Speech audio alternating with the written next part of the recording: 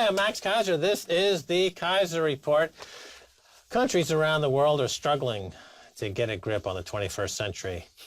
Things are happening. Climate change, massive storms, crypto. Let's check in with Stacy and find out what she has to say. A story that you and I have been covering for the past few years is this notion of demonetization, that governments wanted to get rid of cash because apparently there's so much corruption out there and they need to protect you from terrorism, terror financing, from rich people evading taxes. Well, we have now the results from India. And guess what? It's been a disaster. Modi's anti-graft drive hit after Indians return 99% of banned notes. Indians have deposited nearly all the currency bills voided by Prime Minister Narendra Modi, denting the central bank's profit and dealing a blow to his drive to unearth unaccounted wealth. Banks have received 15.28 trillion rupees, which is about $239 billion, or 99% of the currency invalidated. The Reserve Bank of India said in its annual report last Wednesday. The government had initially estimated about 5 trillion rupees wouldn't be declared following the sudden move on November 9th, indicating that this was cash stashed away illegally to avoid tax. The cash ban prompted the central bank to print new currency, reducing its profit and cutting annual dividend payout to the government by half.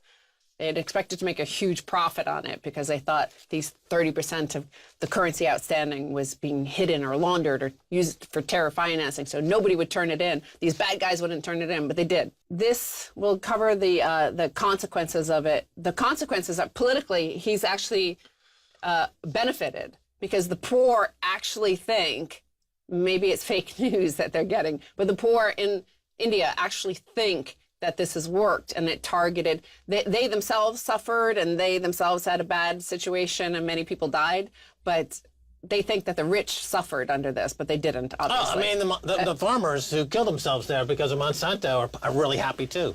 Some said that 8 months on, no argument advanced by the government or its backers in favor of demonetization has been validated. Some officials argued that the piles of cash the Prime Minister spoke of would be extinguished, representing a transfer from black money hoarders to the Reserve Bank's balance sheet, which the government could use, say, to recapitalize India's struggling banks.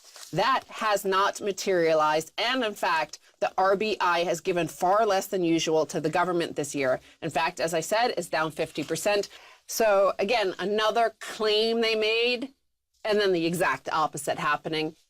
We're going to go into now. Some said that counterfeit currency would be exposed.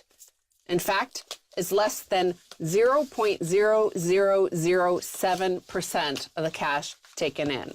The Prime Minister himself argued that demonetization would, quote, break the back of terrorism by cutting off sources of funding. Instead, this has been among the bloodiest summers for Indian security forces in Kashmir. This week, Jaitley, who is the finance secretary, argued that the move would change Indians' behavior, encouraging them to use digital payments instead of cash. But as I've pointed out in the past, demonetization is the exact opposite of what Cass Sunstein would call a nudge. But now let's look at some of the consequences, Max. Exactly how disruptive was demonetization? Well, it may have eliminated over 5 million jobs. It certainly ensured that growth slowed. For weeks, hundreds of thousands of small businesses struggled to find working capital. Many of them may have gone out of business permanently. There was so little cash that agricultural prices crashed, and as a result, protesting farmers began the demand that their debts be written off. The government may give in, with dreadful consequences for India's fiscal position. So exactly how much the economy has slowed. Again, here's some of the figures on that. A raft of economic data since the note ban decision have signaled that the $2 trillion economy was hurt by the cash clampdown, raising fears that the economic growth would stall. Growth in the quarter ended March 2017 slowed to 6.1% from a year earlier. It expanded 7% in the previous quarter.